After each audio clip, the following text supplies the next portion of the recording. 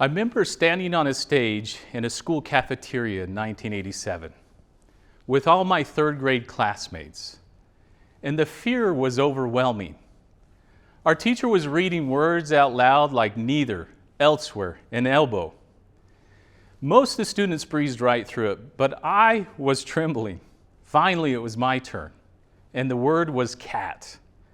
I remember my classmate behind me, he said, "Cat, that's so easy." But for me, it was not.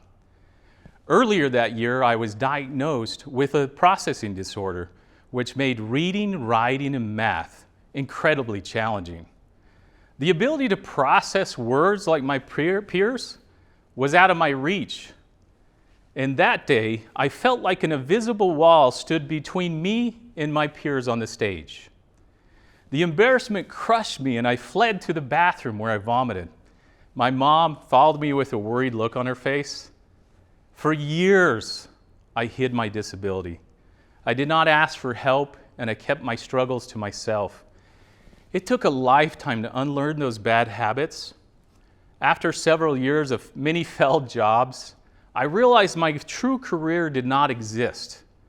So I built my own business. What I could not learn in books, I was going to learn through action. Along the way, I discovered many approaches, but the one that stuck out to me the most was temperament theory. It was the ability to understand behavior and personality. And when you understand personality, you know what motivates you and what your strengths are. You know, I look back on that spelling competition, the crushing feelings I felt of embarrassment, my mom's feelings of failure, and I realized there was a greater challenge that existed. So I wanted to take what I knew, because my story was not unique.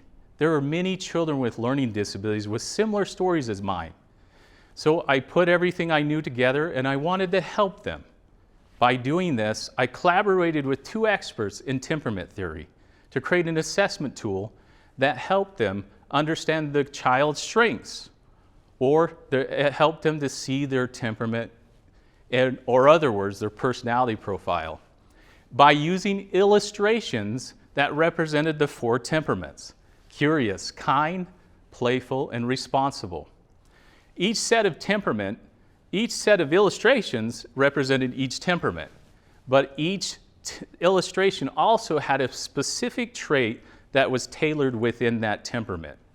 For example, a curious child values their intellect and wants to be praised for their creative ideas.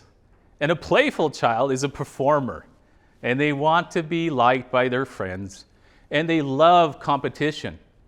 But a kind child values emotional connection, and they want those hugs and also validation, where the responsible child loves order and wants to be told they're well behaved. This tool was designed to aid children, parents, and their teachers to focus on the inherited strengths rather than the perceived shortcomings. When you know the child's temperament, it helps you to personalize a plan for them. When the school system is now moving towards a more strength-based approach, and they're adding in their IEPs, which is an individual education plan, more of their interests or strengths. And they're doing more strength-based teaching research for these students.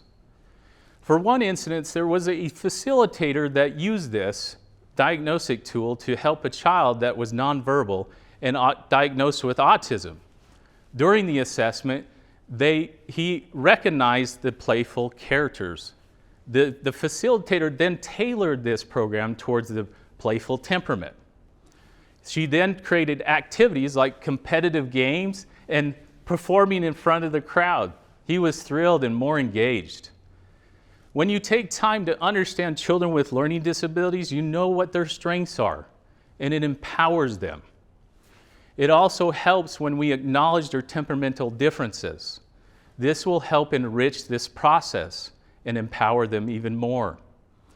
So as someone with a learning disability, I feel knowing your strengths is crucial.